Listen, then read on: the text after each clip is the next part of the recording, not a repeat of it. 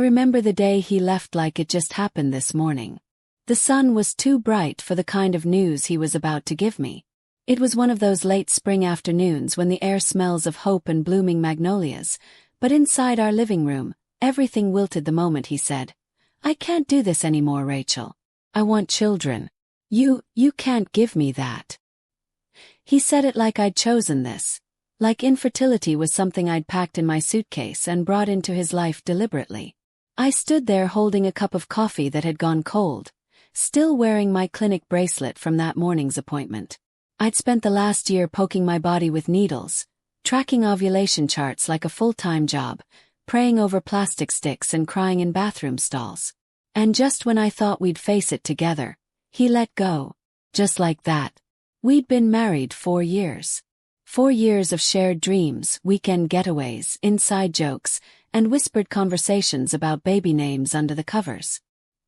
He had always liked the name Charlotte for a girl, and I secretly hated it but smiled anyway because I loved the way his face softened when he imagined holding a baby. But no baby came. Month after month, we sat in sterile white rooms with posters of smiling couples and newborns, each visit ending with another round of tests and silent car rides home. I'd memorized the smell of hospital corridors and the look doctors give when they don't know how to tell you what your heart already suspects. And eventually the answer came. Unexplained infertility. My eggs were there, my cycles normal. His sperm healthy. But still nothing. It was as if my body had made up its mind without asking my heart's permission. And so he left. He said he needed a family. That he still loved me but love wasn't enough anymore. I asked him what happened to vows to for better or worse, and he said quietly, "I never thought worse would mean childless." It felt like he'd slammed a door and walked away with all the air in the room. I didn't scream. I didn't throw anything. I just sat on the couch for what must have been hours, staring at our wedding photo. Me in lace, him in navy, smiling like we had the world ahead of us. But the world, it seemed, had other plans. The days that followed were a blur of logistics and grief. He moved out. Friends tried to tiptoe around me with awkward sympathy. My mother sent casseroles. His mother, God bless her, called to tell me it wasn't my fault. But it felt like it. I was the broken piece in a life that was supposed to be whole. I started avoiding the grocery store on weekends because all I could see were toddlers in shopping carts and pregnant women rubbing their bellies. I skipped baby showers, muted friends on social media who posted ultrasound photos, and threw away the little onesie I had bought on a whim 2 years ago, thinking I'd need it soon.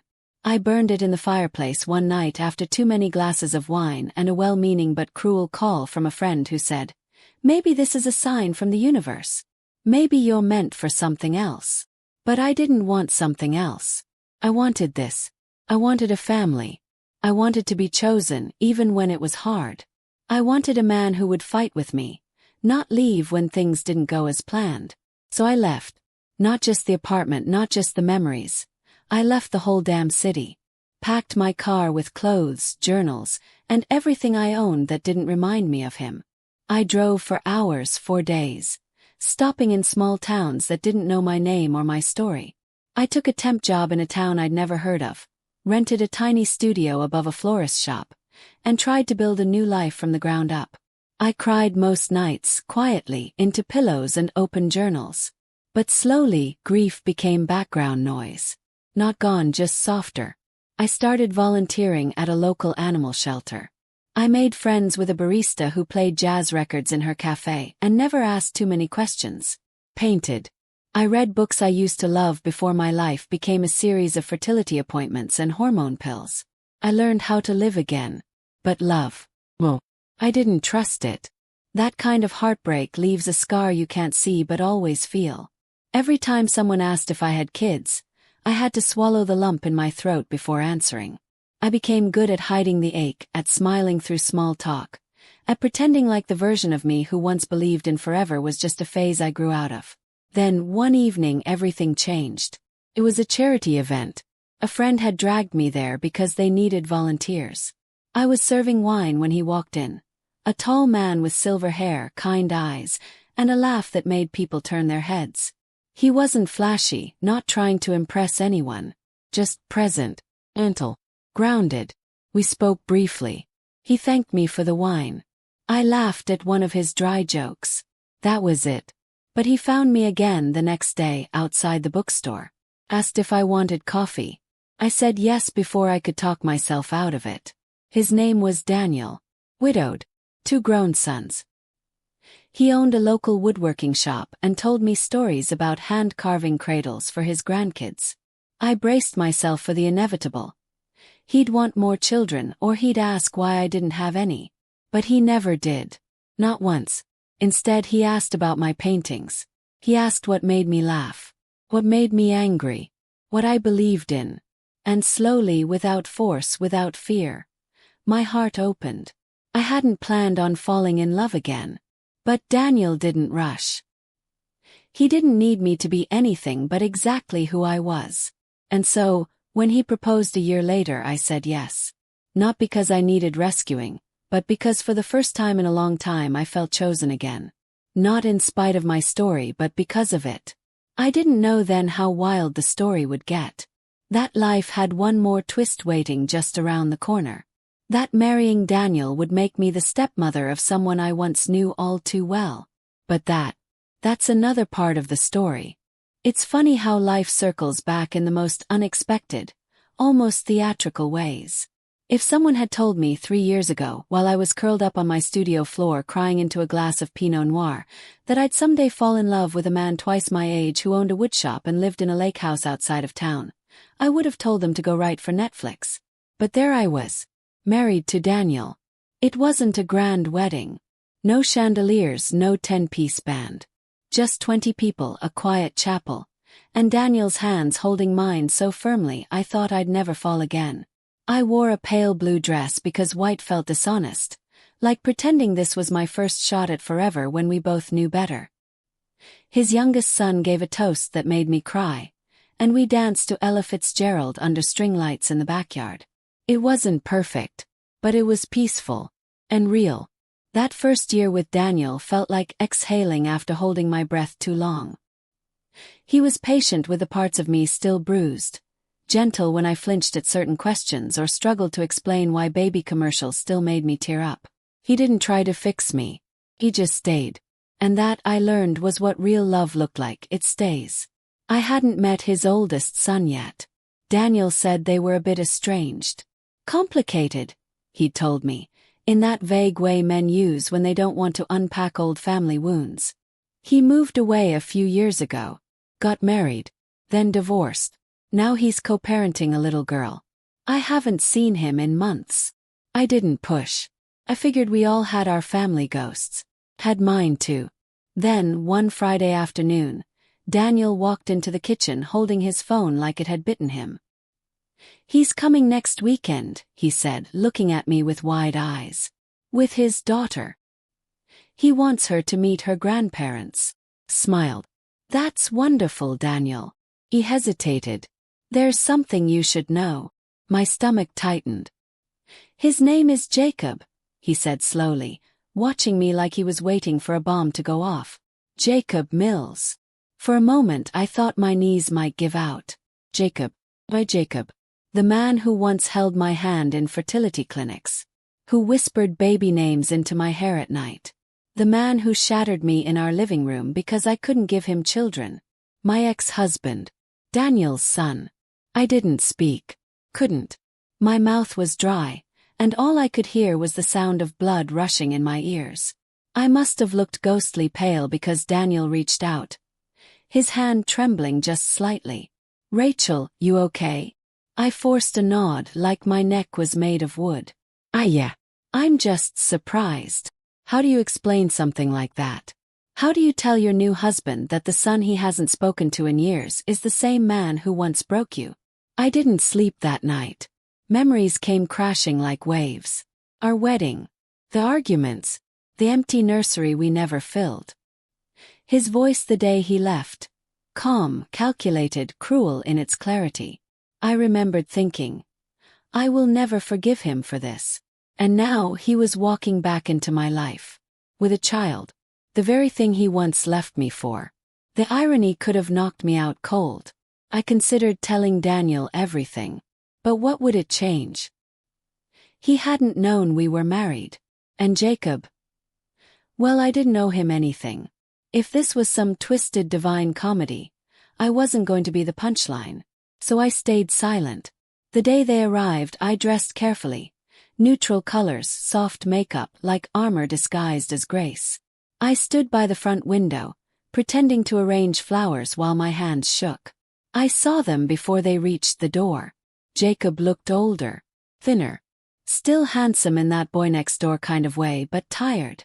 The kind of tired that life carves into your face after enough disappointment. And beside him, a little girl with honey-colored curls and big brown eyes that looked nothing like mine. I counted her steps as she ran toward the porch, squealing, "Grandpa!"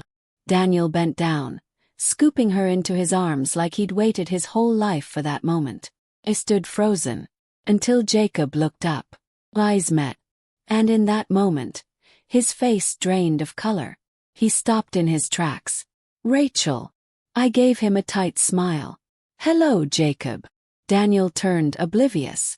"You two know each other." Jacob didn't answer. He was staring at me like I was a ghost from a past he thought he'd buried. Maybe I was. I stepped forward, offered a handshake to the little girl. "Hi there. I'm Rachel." He grinned. "I like your necklace." "Thank you," I said, still feeling Jacob's eyes boring into me. Dinner was tense. Jacob barely spoke. Daniel chatted happily, unaware of the emotional landmines between his wife and son. The little girl, Emily, was a delight. She talked about her ballet class, her favorite color, purple, and how she wanted to be a veterinarian but only for baby animals because grown-up animals were too rude. After Emily went to bed, the tension finally broke. Jacob cornered me in the kitchen while Daniel went out to get firewood. "What the hell is this, Rachel?" Turned slowly. "This is my life now. You married my father. You left me, remember?" Said voice steady. "You walked out. I didn't chase you. I didn't interfere in your life. And I certainly didn't plan for this." He ran a hand through his hair. "This is insane." "No," I said. What was insane was breaking a woman's heart because her uterus didn't work fast enough for your timeline. What was insane was throwing away a marriage instead of fighting for it. This is just irony." He opened his mouth, then closed it. "I didn't know he was your father," I said softly. "Not when I met him. Not when I fell for him. And by the time I found out, I was already in love." He looked down. "I didn't recognize your name on the wedding announcement. I don't use Mills anymore." "I'm sorry," he said finally. "For what I did. I thought I needed something else to be whole. I was wrong. It didn't fix anything. But I appreciated the apology." "Emily's a beautiful girl," I said. He smiled, then frowned. "Her mother left a year ago. I've been raising her alone." There it was. Karma. The very thing he left me for was the thing he ended up doing solo. "I never stopped thinking about you," he added quietly. "About us." I looked at him then, not with longing but with clarity. "I stopped thinking about us the day Daniel made me laugh again." He nodded. No fight left in him. We didn't speak much after that. He left 2 days later, thanking Daniel for everything, hugging Emily tightly. He didn't even say goodbye to me. I didn't need him to. Because the truth is, I didn't just become his stepmother's daughter's mother figure. I became something stronger. I became a woman who turned pain into peace, who found love where she least expected it, not in a nursery or a perfect family photo, but in the quiet steadiness of a man who chose her every single day. 3 months passed. Emily's drawings were now all over our fridge. Flowers with crooked petals, suns with big smiley faces, and stick figures labeled me and Grandpa, and to my utter shock one afternoon, one labeled Stepmom Rachel. I had to sit down when I saw that one. Not because of the word itself, but because of the little pink heart she had drawn between us. Happened quietly, really. I didn't set out to become anything to her beyond a kind face during weekend visits. But she just kept coming back. One Friday became 2. 2 became every other week. And before I knew it, she had a toothbrush in our guest bathroom, a blanket she insisted only she could sleep with, and a drawer filled with mismatched socks and glitter pens. Daniel loved having her around. He said it softened the house. I think it softened him too. As for Jacob, something changed after that first awkward weekend. Maybe it was shame or maybe something deeper. But he started showing up. Not in the grand sweeping gestures kind of way, just showing up. Dropping Emily off with less tension in his jaw. Staying for a cup of coffee. Offering to fix a fence panel when it broke in the backyard. He didn't mention our past again. Neither did I. We were becoming, cautiously, something that resembled a family. One Saturday, Daniel threw a small barbecue. Emily ran barefoot on the lawn with the neighbor's kids. Daniel grilled steaks, and Jacob and I ended up at the patio table, sipping lemonade, watching the sunset. "I've been thinking of moving back," he said, almost too casually. I looked at him. "To this town?" He nodded. "Closer to Emily. Closer to Dad. And you," the words hung in the air unspoken. I gave a neutral smile. "She'd like that." He studied me, then said, "You know, if things had gone differently, maybe we'd have a daughter like her." I took a slow sip, watching the way the light caught on the rim of my glass. "But things didn't," I said. He nodded again, like he knew better than to push. That night, after Emily was asleep, Daniel and I sat on the porch swing. I leaned against him, listening to the crickets. "He's still in love with you," Daniel said suddenly. I stiffened. "What?" He chuckled softly. "I'm not blind, Rachel. The way he looks at you. I knew from the first weekend." Sat up. "Daniel." He turned to me. "It doesn't scare me." That surprised me. "It doesn't." He shook his head. "Because you're here. With me. And because love doesn't always show up clean and simple. Sometimes it's messy and late and shaped like regret. But what you and I have, it's not about what came before. It's about how we hold each other now. God, I loved him for that. But fate, as always, had other plans." It was 2 weeks later when everything shifted again. Daniel had gone to visit a friend in the next town, and I was home alone with Emily. It was raining. The soft, rhythmic kind of rain that makes you want to stay in pajamas and eat cereal for dinner. We were painting at the kitchen table. Emily was deep into creating a purple unicorn when she paused and looked up at me. "Rachel." "Yes, sweetheart. Do you think I'll ever have a real mom again?"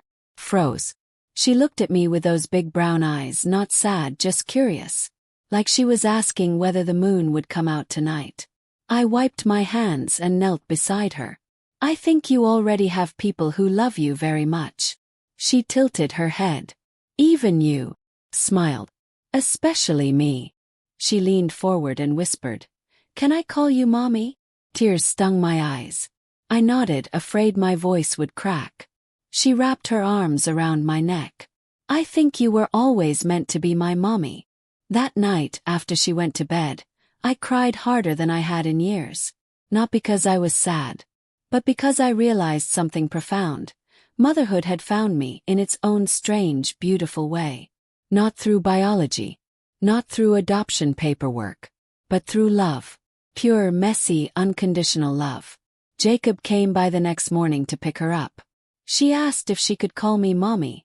I told him at the door. He looked stunned. "She did." "I didn't tell her to," I said quickly. "It just came out of nowhere." He nodded slowly, then smiled. "She's been asking a lot of questions about family lately. I think she's trying to figure out where everyone fits." I watched him for a moment. "You okay with that?" "Yes." "Her calling me that?" He didn't answer right away. Then, I think you deserve it." I wasn't prepared for what came next. A week later, Jacob invited Daniel and me to lunch. He said he had something important to tell us. We sat at the same cafe where Jacob and I had signed our divorce papers, though Daniel didn't know that. "I've been offered a job abroad," Jacob said. My heart sank. "Where?" Daniel asked. "Amsterdam. It's a big promotion. But I can't take Emily with me. Not for now." Silence. Jacob looked at me. I want to ask if you and Dad would consider taking custody of her. Full time. I couldn't speak. Daniel blinked. What? It'd only be for a year, Jacob said quickly. Maybe 2. Visit. Send video calls. But she needs stability. And you too. You've given her that. I felt like the world had tilted. I came home from that lunch and sat in Emily's room for over an hour, just staring at her tiny shoes lined up near the wall. When Daniel joined me, he said nothing. Just wrapped his arms around me from behind. What do we do? I whispered. He kissed my shoulder. We say yes. If you want to. So we did. 2 months later, Jacob left for Amsterdam. Emily stayed with us. And I became, fully and legally, her stepmother. But here's the twist life saved for the very end. One evening after a routine checkup, my doctor called. Her voice was hesitant. Rachel, I don't know how to say this, but you're pregnant. I dropped the phone. After years of IVF. After hormones, heartbreak, and a uterus declared hostile by more than one specialist. Here I was, 42 years old, raising another woman's child, and somehow, pregnant. I sat in the bathroom for a full hour, staring at nothing, laughing and crying at the same time. When I told Daniel, he laughed too. Then cried. Then held me until the sun came up. Emily was the first person we told. She placed a hand on my belly and said, I hope it's a girl. But not a baby. Just like, baby enough. And when I asked her what she meant, she shrugged. So she can call me big sister right away. I write this now, 6 months pregnant, with stretch marks I never thought I'd earn, and a heart so full it might burst. Once upon a time, a man left me because I couldn't give him children. Now I tuck his daughter into bed every night. And inside me grows the miracle I no longer begged for, because I finally learned. Motherhood isn't about how a child gets to you. It's about what you do once they're there. And love. Love is the part you choose. Every single day.